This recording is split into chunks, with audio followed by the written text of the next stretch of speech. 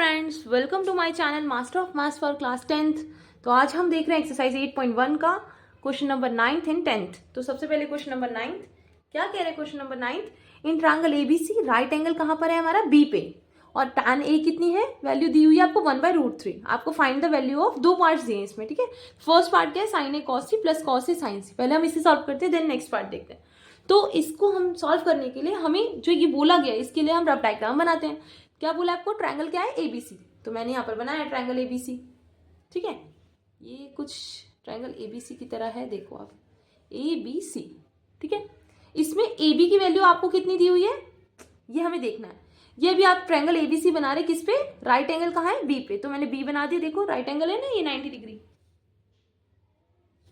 ठीक है। 90 डिग्री ये हो गया। अब आपको बोला है tan A, तो मैंने A यहाँ पर इसलिए पोजीशन दी है जिससे बच्चे कंफ्यूज ना हो, है ना।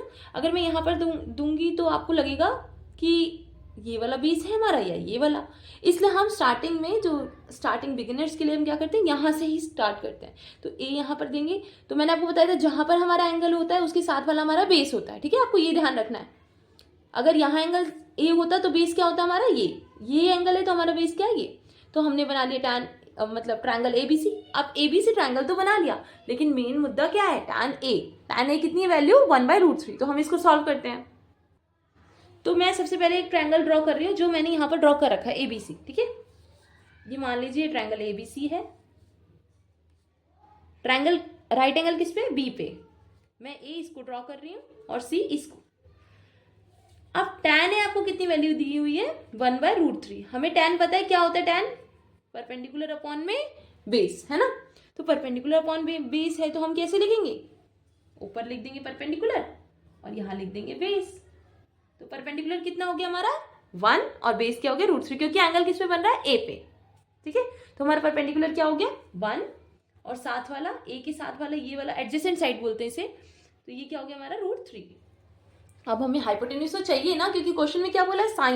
साइन अगर है, कॉस अगर है, तो इनमें हाइपोटेन्यूज तो लगता है। परपेंडिकुलर अपॉन में hypotenuse sine, cos is base upon में हाइपोटेन्यूज। तो हम क्या लिखेंगे? By Pythagoras. बाय पाइथागोरस क्या हो जाएगा आपका? पाइथागोरस क्या कहता है कि भाई हाइपोटेन्यूज का square is equal to base का स्क्वायर प्लस परपेंडिकुलर का स्क्वायर।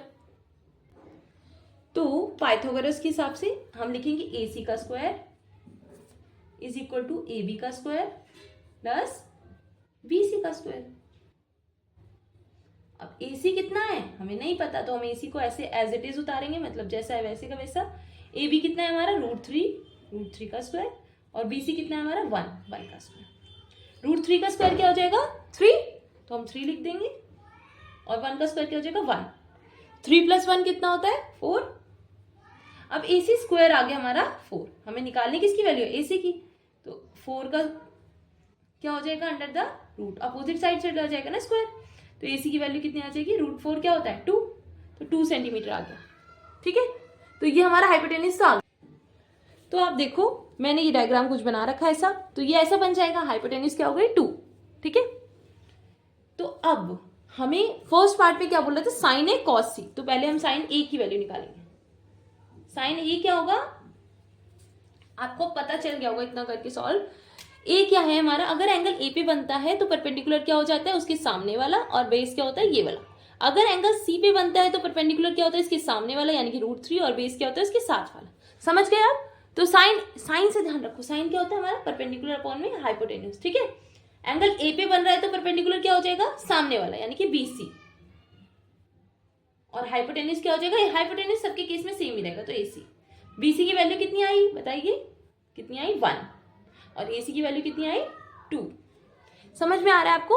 साइन ए हो गया। देन है हमारा कॉस सी। तो कॉस सी के लिए हमें क्या चाहिए? कॉस क्या होता है बताओ? कॉस होता है हमारा बेस अपॉन में हाइपोटेन्यूज। अब बेस क्या है भाई? बेस हमारा अगर एंगल सी पे है तो बेस क्या होगा हमारा? ये वाला, और परपेंडिकुलर क्या होगा? अपोजिट यानी कि सामने वाला। एक कॉन्सेप्ट आप दिमाग में क्लियर कर लीजिए कि जो एंगल होता है उसके साथ वाला बेस होता है और सामने वाला परपेंडिकुलर। अगर एंगल ए है तो साथ वाला बेस और सामने वाला परपेंडिकुलर। बस ये जहां आपको समझ में आया, आपको कहीं गलती नहीं होगी, ठीक है। बेस क्या है हमारा? सी के केस में बेस क्या है हमारा? BC, और हाइपोटेन्यूज दोनों के केस में AC ही रहेगा, ठीक है। तो BC कितनी है वैल्यू? 1, और AC कितना है 2। समझ गए आप? तो साइन ए कॉस सी और क्या था नेक्स्ट, दो और थे कॉस ए और साइन सी, तो उनकी भी वैल्यू हम डालते हैं। तो जैसा कि आपने देखा था फर्स्ट पार्ट में हमें इन चार की वैल्यूज चाहिए, जब हमें इन चार की वैल्यूज मिलेगी तो हम उस इक्वेशन में डालेंगे और हमारा आंसर आ जाएगा। अब कॉस ए, आप देखो ए के हिसाब से कॉस क्या होता है, पहले तो हम कॉस लिखते हैं बेस अपॉन में हाइपोटेन्यूज। ए के लिए बेस क्या है ए बी और हाइपोटेन्यूज क्या है ए सी। ठीक है, ए बी की वैल्यू कितनी है √3 और ए सी की 2। ऐसे साइन के केस में साइन क्या होता है परपेंडिकुलर अपॉन में हाइपोटेन्यूज।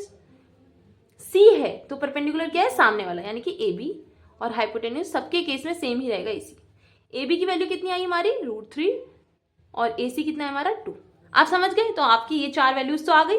अब जाते हैं हम क्वेश्चन पे। अब क्वेश्चन में इन वैल्यूज को पुट करेंगे। सो आप देख रहे हो तो मैंने फर्स्ट पार्ट उतार लिया क्वेश्चन में, sign A cos C plus cos A sign सी। अब इन सब की वैल्यूज जो हमने निकाली थी ना वो हम यहाँ से पुट करेंगे। साइन ए की वैल्यू कितनी आई थी 1/2, तो विद पेन चेंजिंग साइन ए की वैल्यू कितनी आई हमारी 1/2। अब देखो यहाँ साइन ए की 1/2, कॉस सी की कितनी आई 1/2 प्लस कॉस ए की वैल्यू कितनी आई √3/2 और इसी तरह साइन सी की वैल्यू कितनी आई √3/2। तो ये बहुत इजी हो गया। ठीक है, अब हम इसको कर लेते सॉल्व, सिंपल।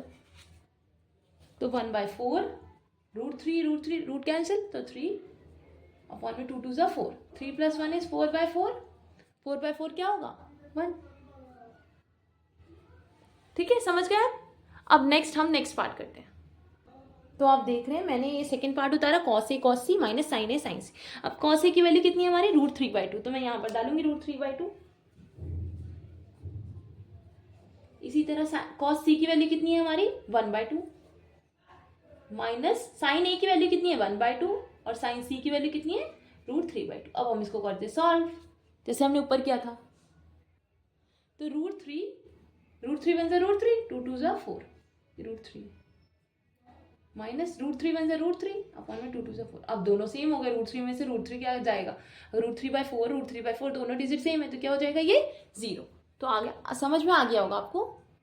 सो हम कर रहे हैं क्वेश्चन नंबर 10। क्वेश्चन नंबर 10 क्या कह रहा है, in triangle PQR right angle कहाँ पर है Q पे, और आपको वैल्यू दे रखी है PR + QR कितनी 25 सेंटीमीटर। PQ की वैल्यू भी दे रखी है, आपको वैल्यूज किसकी निकालनी साइन P कॉस P और tan P। अब देखो जैसे हमें प्रीवियस क्वेश्चन जितने भी थे हम जितने भी करे उसमें हमें tan की वैल्यू दी होती थी, साइन की वैल्यू दी होती थी, तो हमें दो तो पता होते थे। अब इसमें हमें खाली एक पता है और दो का सम दे रखा है, तो उससे हमें इसको थोड़ा सा अलग है ये, लेकिन ईजी, आप ध्यान से देखेंगे तो आपको समझ में आएगा। सबसे पहले हम क्या करते हैं, एक रफ डायग्राम बनाते हैं। ट्रायंगल क्या है हमारा PQR, तो मैंने यहाँ बना रही हूँ मैं PQR। राइट एंगल किस पे Q पे, तो Q यहाँ पर बनाएंगे, बाकी आप P यहाँ रखो या वहां रखो कोई फर्क नहीं पड़ता। लेकिन मैं क्यों रख रही हूँ यहाँ P, क्योंकि हमारे सारी वैल्यूज P में निकाली है तो यहाँ ईजी रहेगा। ठीक है, अब PQ की वैल्यू आपको दे रखी है कितनी 5 सेंटीमीटर, तो 5 यहाँ डाल दे रहे हैं। ना PR की दे रखी है ना QR की, है ना, PR की भी नहीं पता और QR की भी नहीं पता, तो हम निकालेंगे कैसे, बाय पाइथागोरस। हमारे पास तो एक ही औजार है क्या पाइथागोरस ना, तो हम लिखेंगे by Pythagoras theorem. Pythagoras ji क्या कहते थे, ये हाइपोटेन्यूज का स्क्वायर इज इक्वल टू पर बेस का स्क्वायर प्लस परपेंडिकुलर का स्क्वायर। हाइपोटेन्यूज क्या है PR का square is equal to PQ का स्क्वायर प्लस QR का स्क्वायर। अब एक चीज आपको यहां समझनी होगी कि हमें ना तो PR दिया है ना QR, इन दोनों का सम दिया है। तो आप चाहे PR जो आपको ये PR + QR की वैल्यू दी है, इसमें चाहे आप PR की वैल्यू निकाल लो 25 - QR और चाहे QR की वैल्यू निकाल लो, आपको यहाँ पर पुट करनी होगी। ठीक है, तो दूसरे वाले को आपको सेम रखना है, ऐसा नहीं कि आप PR की वैल्यू भी डाल रहे हो और QR को भी चेंज कर रहे हो, तो फिर वो वैसे ही रह जाएगा क्वेश्चन। ठीक है, तो हम क्या करेंगे, यहाँ से हम एक चीज करते हैं कि जो हमें PR + QR 25 दिया हुआ है, हम क्या कर रहे हैं, इसको हम लिखते हैं PR + QR क्या दिया हमें 25। तो मैं निकाल लेती हूँ यहाँ से QRG की वैल्यू। QRG की वैल्यू कितनी आ जाएगी हमारी, PR प्लस और अपोजिट साइड जाके क्या हो जाएगा माइनस, तो 25 - PR। ठीक है, समझ गया आप? अब ये QR क्या करेगा हमारा, यहाँ पर आकर आ जाएगा।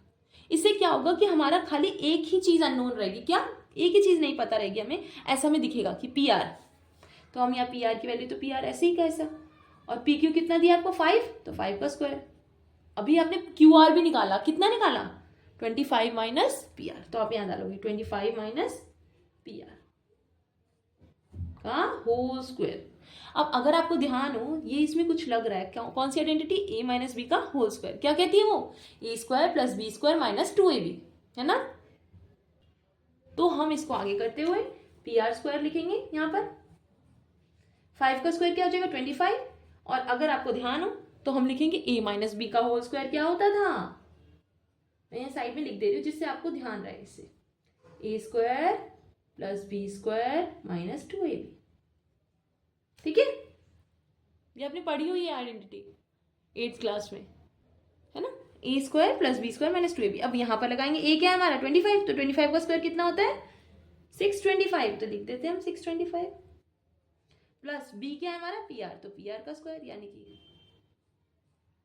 Minus 2ab। a क्या है 25, b क्या है pr, तो 225 जा 50 और pr का pr लगा रहेगा। अब अगर आप देख रहे हो ध्यान से तो पी आर स्क्वायर यहाँ पर भी यहाँ पर भी, तो प्लस पी आर स्क्वायर वहां आकर क्या हो जाएगा माइनस पी आर स्क्वायर। ये भी 1 पी आर स्क्वायर है, ये भी 1 पी आर स्क्वायर, तो अपोजिट साइड आएगा तो ये क्या हो जाएगा कैंसिल। तो ये P R square minus P R square क्या हो गया 0। हम इस साइड लाएंगे, इससे अच्छा हमने यहीं से कैंसिल कर दिया, ठीक है। अब हमारे पास बचा क्या, यहाँ पर बचा कुछ नहीं, 0 हो गया ये। यहाँ क्या बचा 25 प्लस 625 माइनस 50 पी आर, और इधर क्या है कुछ नहीं यानी कि 0। 625 और 25 कितने होते थे भाई 650 माइनस 50 पी आर, सॉरी ये आर पी लिखते हैं मैंने, P R is equal to 0, ठीक है।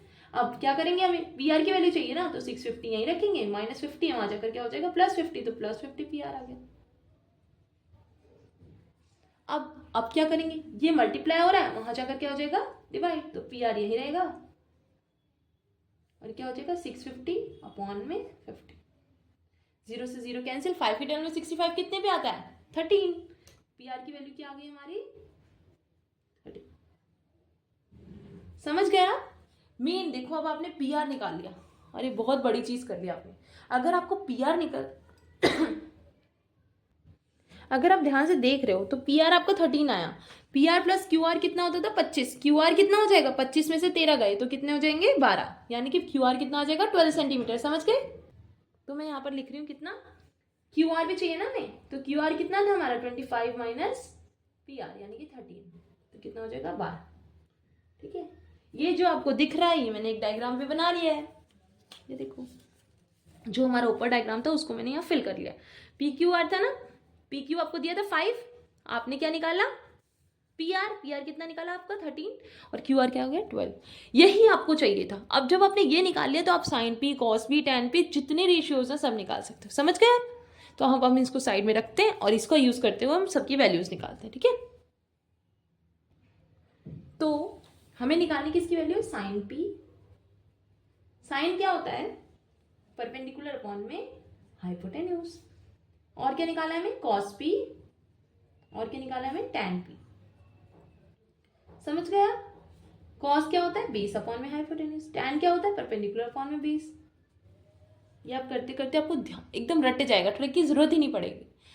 फिर भी आसान सी ट्रिक है हमारे पास दो, एक पंडित बद्री प्रसाद हर हर बोले और दूसरी पापा बियर पियोगे, हाँ हाँ बेटा, है ना।